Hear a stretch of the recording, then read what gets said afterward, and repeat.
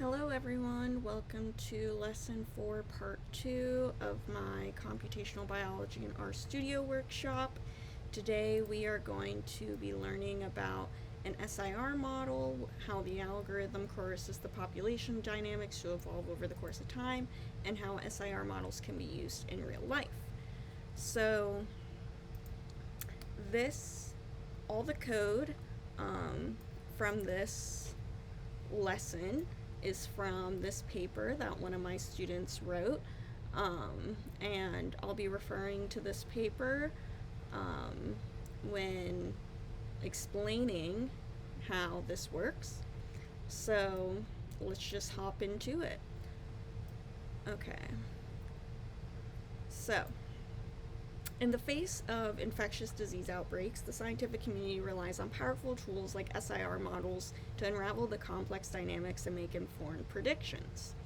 The Susceptible-Infected-Recovered model is a mathematical framework used to study the progression of infectious diseases within a population. This model has proven instrumental in guiding public health responses and formulating strategies to mitigate the impact of epidemics. At its core, the SIR model divides the population into three main categories: susceptible, infectious, and recovered. These categories are dynamic and continuously change as the epidemic unfolds over time. Initially, a large portion of the population falls into the susceptible category, as they have not yet encountered the infectious agent. As the disease spreads, some susceptible individuals come into contact with infected individuals, transitioning them into the infected category. The rate at which this transmission occurs depends on factors like infectiousness of the disease and frequency of interactions among people, but overall it's defined as beta. As the infection progresses, a fraction of the infectious population recovers from the disease, and they move into the recovered category, and the rate at which this occurs is gamma. Some other important rates are sigma, and this is the rate in which people who are infected die of the disease, but each group has a rate called mu, and this is the normal death rate. So this is the rate in which someone is going to die because of any given reason, whether that's cancer, a car accident, whatever. There's another rate here called I want to say sigma, but I might have already called this sigma. I don't know, I forget. But this is where the susceptible population turns into the recovered population, and this is done through immunization. And so the first example I'm going to show you today is this rate will be 0 because we are going to look at this COVID-19 progression of the epidemic without vaccination intervention. And then for the homework problems, you will define this variable to have a vaccination efficacy rate in which the susceptible population transitions into the recovered population. And then you will also look at it in a different time frame than what the example does. So the flow of the population dynamics from one category to the next is crucial in understanding the trajectory of the epidemic. As the number of susceptible individuals decreases over time due to infections and recoveries, the spread of the disease may start to slow down, leading to a decline in new cases. Eventually, if enough individuals become immune through either recovery or vaccination, the disease may die out, or at least its impact will be significantly reduced. The SIR's model predictive power lies in its ability to forecast the course of an epidemic based off initial conditions, infectiousness, and other relevant parameters. By analyzing historical data and fitting the model to observe trends, scientists and health experts can estimate the potential size of an outbreak, determine when it may peak, and evaluate the effectiveness of different intervention methods. It's important to note that an SIR model is a simplified representation of complex realities of disease transmission, and more sophisticated models like the SEIR model or agent-based models may be used to account for additional factors. But nevertheless, the SIR model remains an invaluable tool for gaining insights into the spread of infectious diseases, enabling authorities to make informed decisions to protect public health and save lives.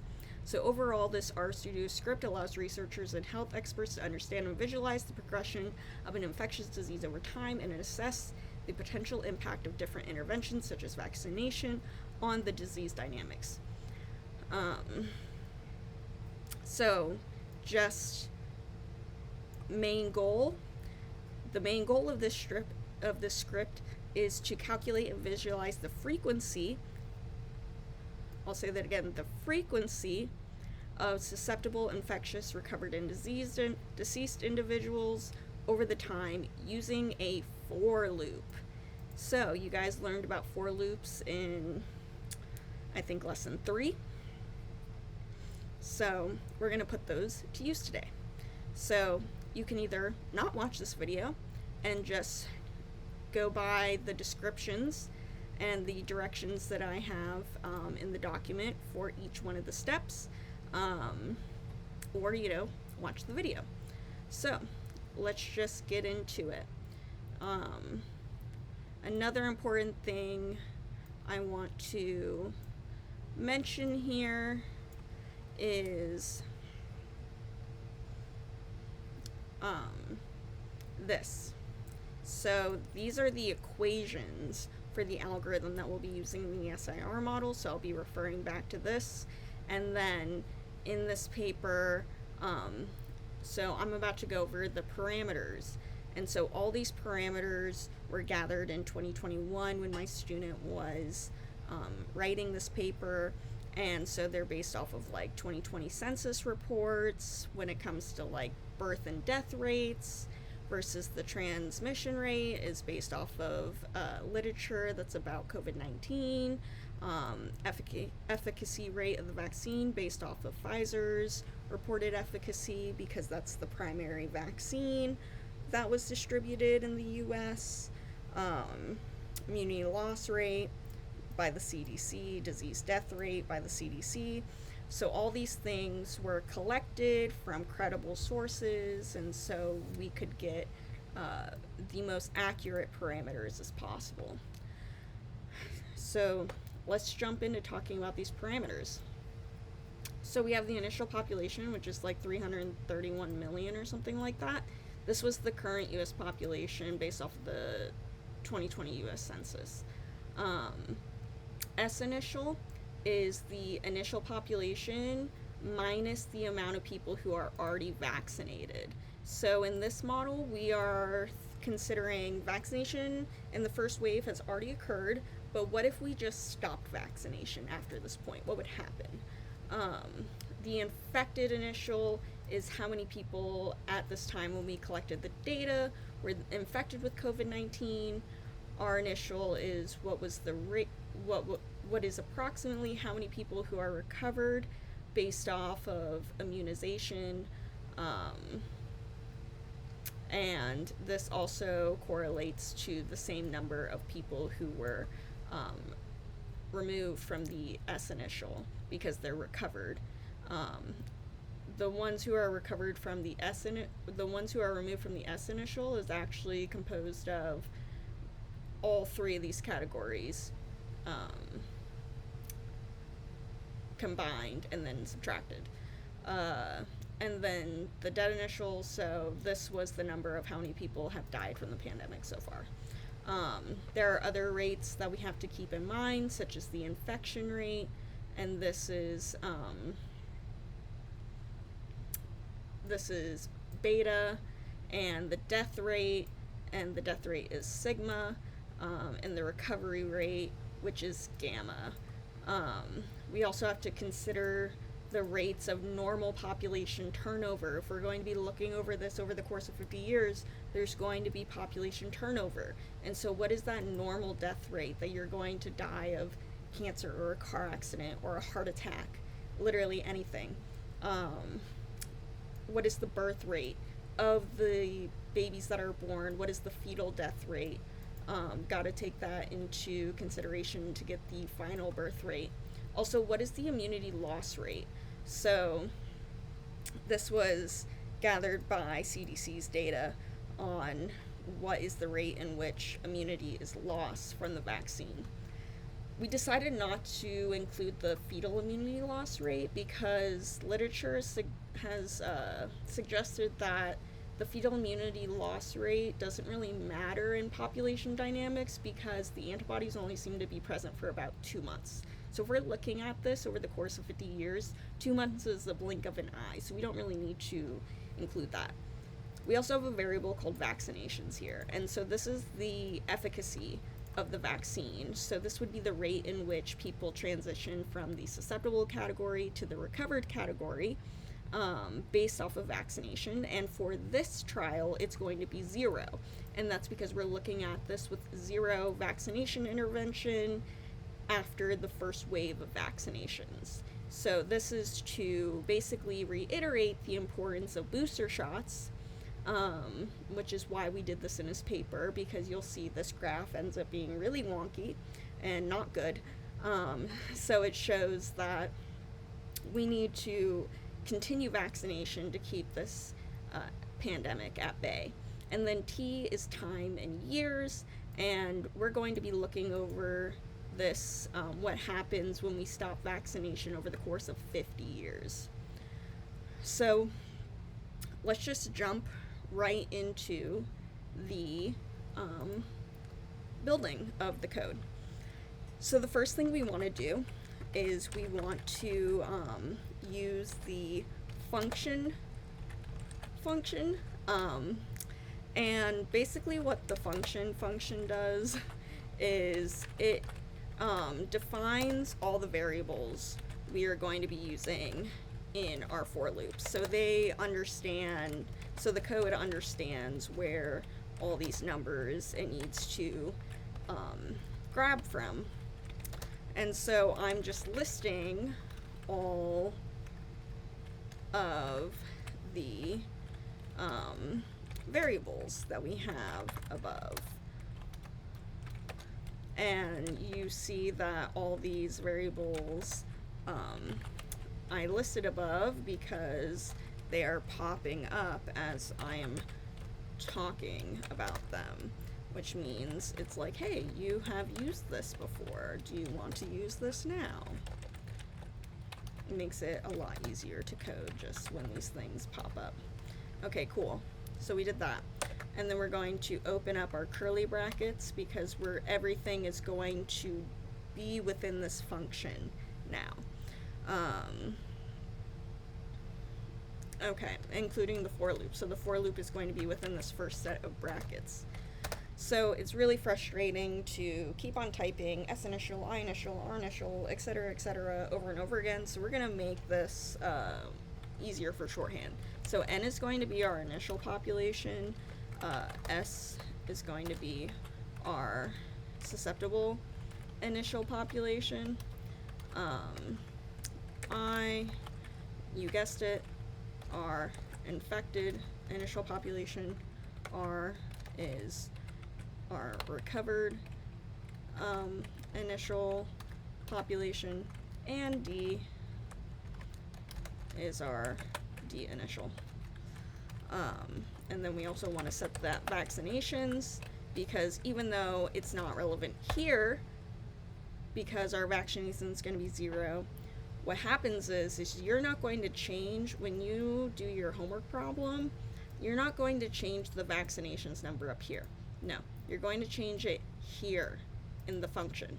So whatever the vaccination efficacy rate is, which based off the paper, you're going to want to use this, or unless I told you a specific vaccination rate. Let's see if I did. Let's go to the homework problem. Yeah, so a vaccination rate of 0.96, and then the T is going to be 15 years. And so you can change the T up here. That's fine. But change the vaccinations down in the function. So the next thing we're going to do is, let me just go back up to this. Okay. So the next thing we're going to do is create a data frame for plotting the frequencies. So that's what we're looking at. Whenever we're talking about like S initial, I initial, R initial, if you look at these parameters, they're all fractions, right? They're the frequency in which each one of these populations is a given thing. And so we're looking at the frequencies. So make sure you got that down. So SIR, we're going to call this SIR freaks for frequency. And we're going to define the variables using the function data frame. So here you just put t as 0 because you were starting with an empty data frame. That's basically what this means. T equals 0 means empty data frame. And then when we run the for loop, it's going to grab this t, and that's how it will know how many times to do the iterations. Everything else is just S equals S, R equals R, I equals I, D equals D, N equals N, and this basically just means like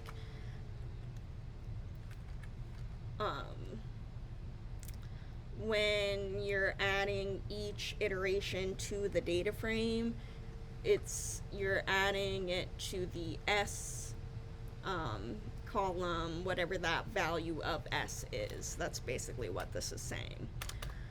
So now we make the for loop.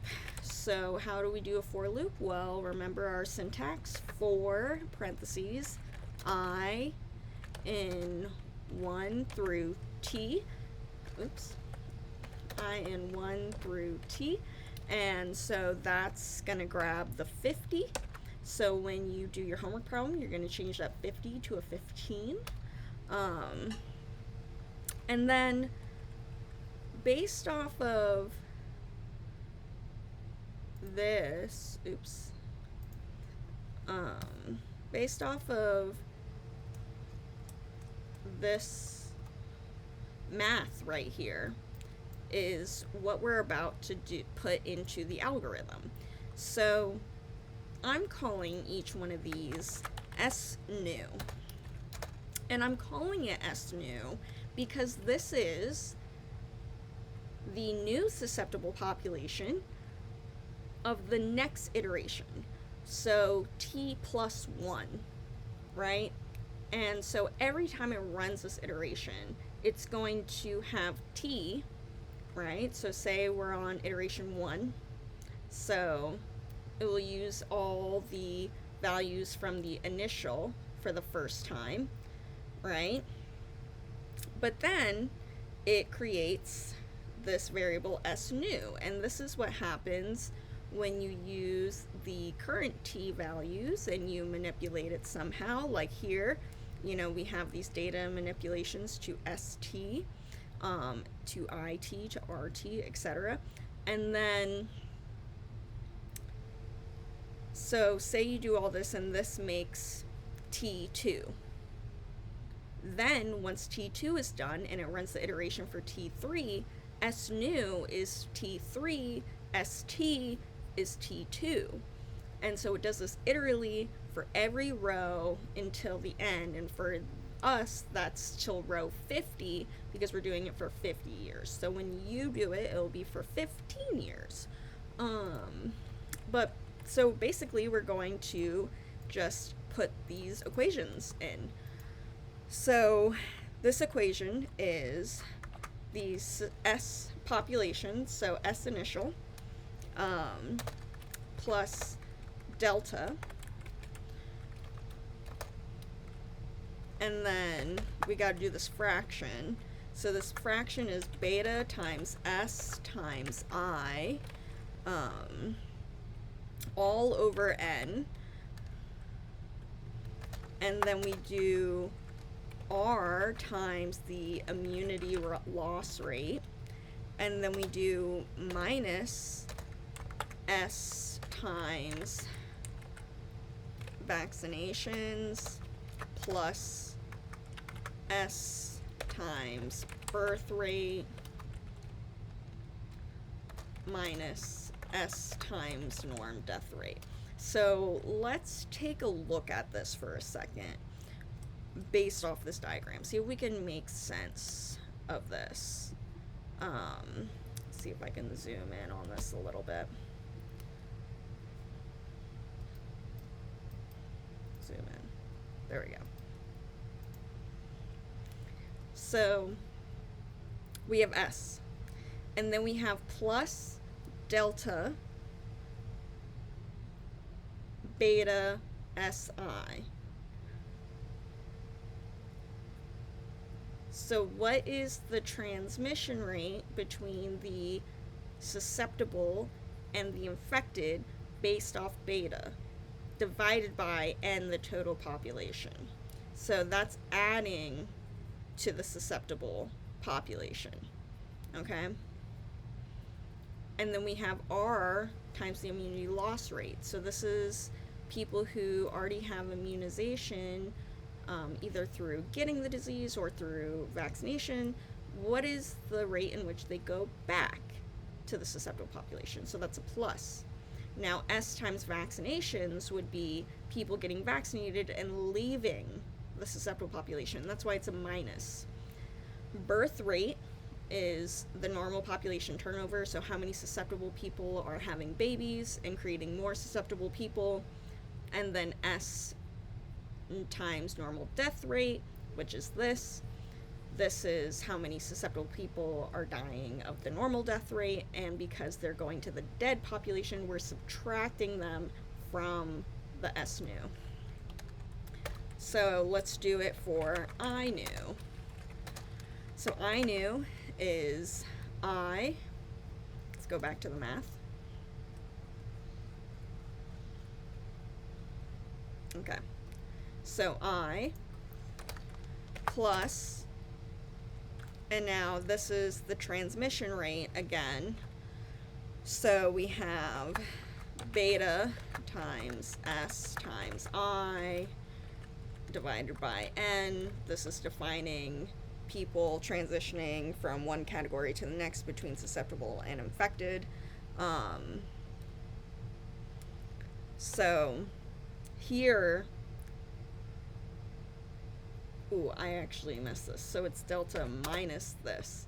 So it's minus this because this is the rate in which people are going to the infected. So we are subtracting them from the susceptible population because they're moving to the infected.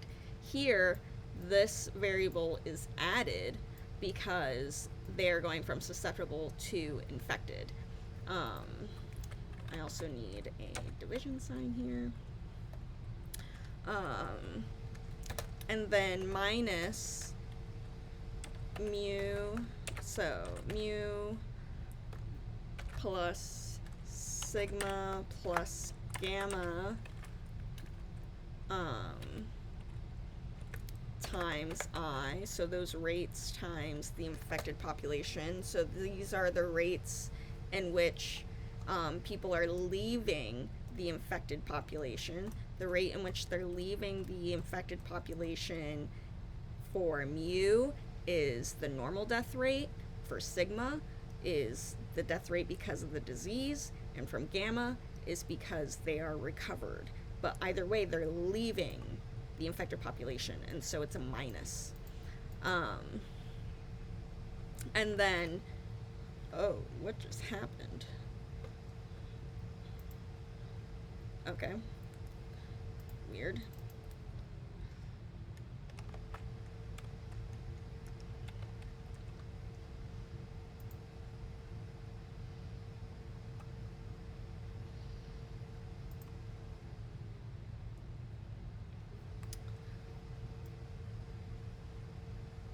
I feel like this is blurry now. Okay. Anyways, we'll deal. Remember, people can still have babies while they're infected, so we need to consider that, you know, if someone is infected and they have a baby, that baby is also going to be infected. and so we add them to the infected population with the birth rate.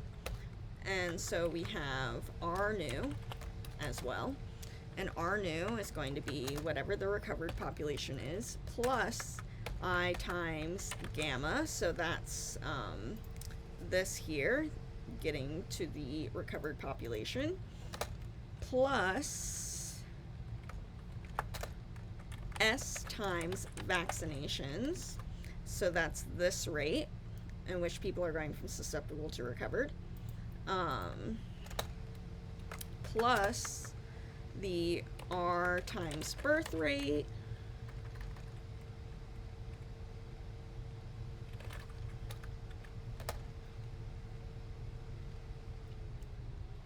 minus R times mu. So R times mu would be this one, and so we're minusing it because they're leaving the recovered population and going to the dead population at the normal death rate. And then we have the deceased people, so D new. So it's whoever was deceased in the past plus I times sig, so that is this right here, times people who are infected times the rate in which they die. What else gets added to the dead category? Well, S times mu, everything with the normal death rate. I times mu plus R times mu. And notice there's no minuses to this category, because once you're dead, you don't leave the dead category. You know? You don't come back to life. You don't go back to the susceptible or infected or recovered population. That's why I have them out of the total N population.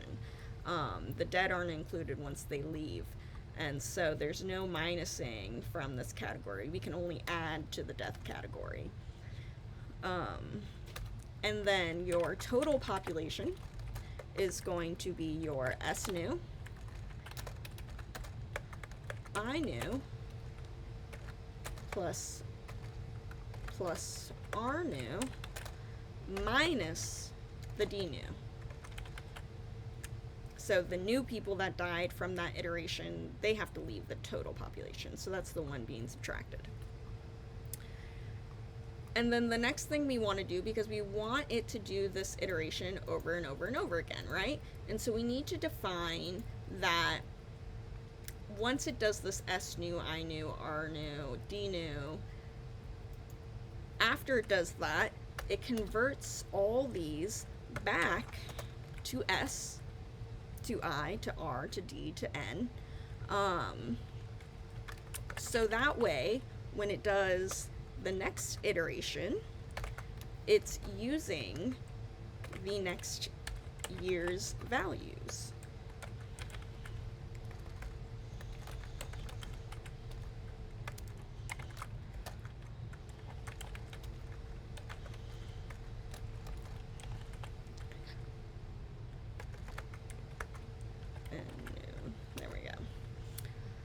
And then what we want to do is we want to take all the S news, I news, R news, D news, and put it into this data frame at each year. So we do that using the rbind function. So we're going to do the SIR freaks data frame. We're going to rbind,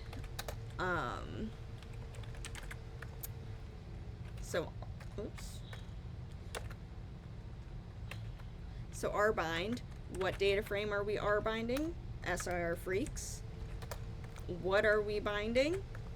We're binding for each iteration I, which is T, which you notice is the first one in this data frame. So it's saying that T and I are synonymous. Then S, then I, then R, then D.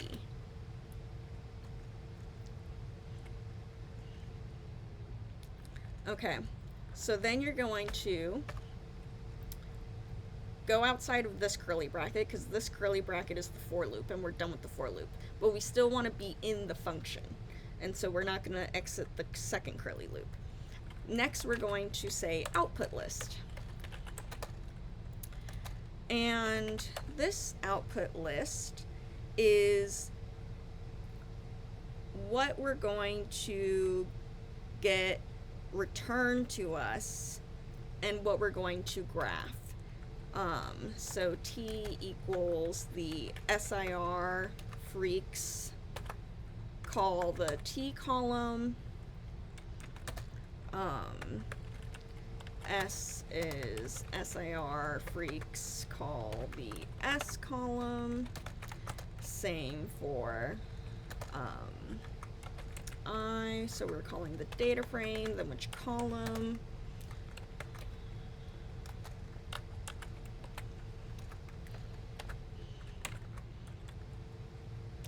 And D.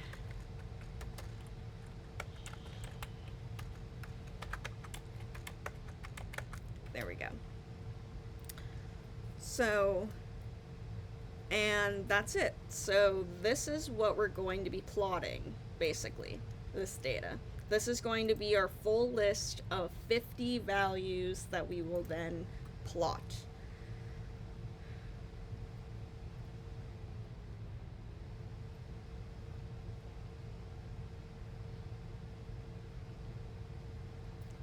So the first thing we're going to do in the plotting code is we're going to reassign the output list to our SIR model function.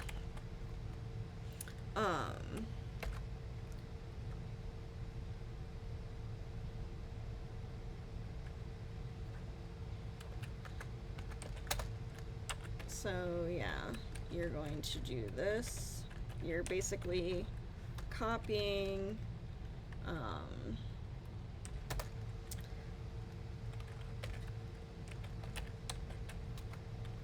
everything. Oh god. Initial, D, initial, initial, pop. And we're not doing any of the equals because these have already been defined above, and so it should just grab from that.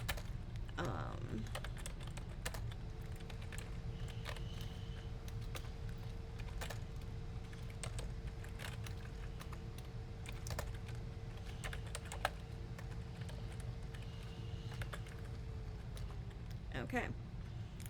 So then we're going to say dev.new, and this creates a new plotting window. And then we're going to say plot. And we're going to plot the output list.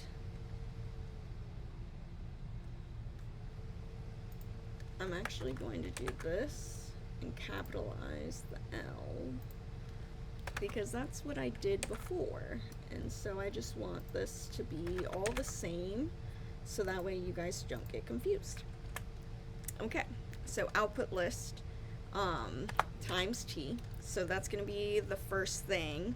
So that's going to be our X variable, and then the Y variable is going to be output list S. So we're going to do this for each variable. We're going to have to plot a separate line for each variable. So for the first one, we want to do the biggest category, which is going to be our susceptible. And then we're going to also plot the other ones, and you'll see there.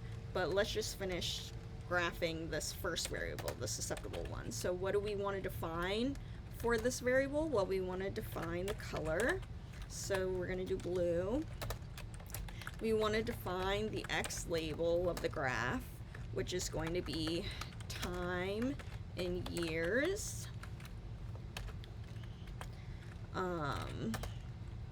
We want to define the Y label, and that's going to be number of individuals. We also want to define the title of the graph. So the title of the graph is COVID-19 endemic course. So we're calling it an endemic because at this point the pandemic had kind of transitioned almost to an endemic, not quite yet, but we saw it going there. So what if, COVID-19 continued to be an endemic and we didn't have vaccination intervention? So COVID-19 endemic course without vaccination intervention. That's what this graph is depicting. We also want to define our Y limit, and this is something that I tweaked after running the graph to see what would be the optimal Y lim to make the data look nice, and it ended up being 1, 2, 3, 4, 5, 6, 7, 8. Whatever this number is. 1, 2, 3, 4, 5, 6, 7, 8. 8 zeros. So 1, 2, 3, 4, 5, 6, 7, 8. So 900 million. So that's basically saying, like, the population is probably going to be just under 900 million after 50 years in the US. And that's kind of crazy, because the birth rate is so much higher than the death rate. So I'm going to define my type of the way I want the data presented, and I want this to be a line graph, so I'm going to say L. I'm going to define LWD, which is the weight of the line, and I'm going to define that as 3 because I found that to look nice. I'm also going to define the axes, how big they are, and we did it 1.2 in the past, just zooms it in a little bit, makes it look a little nicer. And then also CEX lab, so how big are the labels?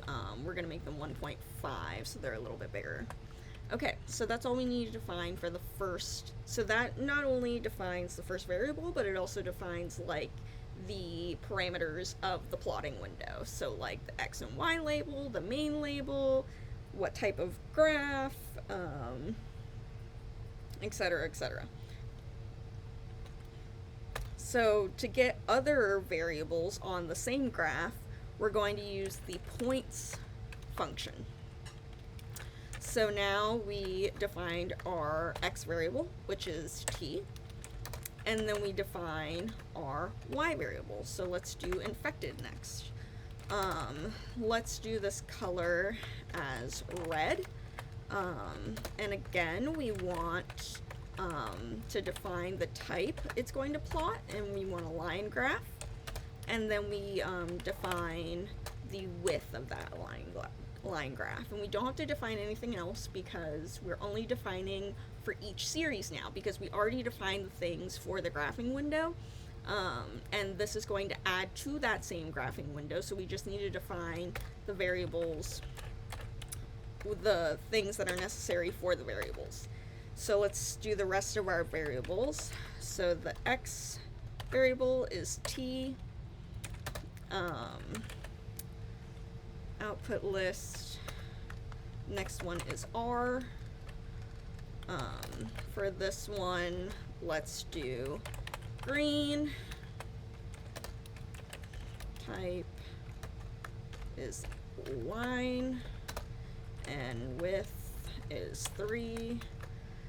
So next variable, what do you think our next variable is going to be? Well, we did all the other ones except for the deceased. And these ones are, we're gonna make them black.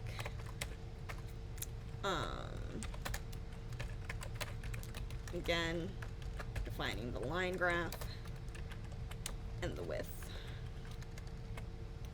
So the last thing we need to do is we need to make the legend. So we use the legend function, and this is going to add to the same thing, and then you're going to define where it's going to go. So let's say the top left. And then you're going to use the legend function to define what the legend is going to say. And it's going to have 4 different things. It's going to say susceptible, and then infected, and recovered, then dead.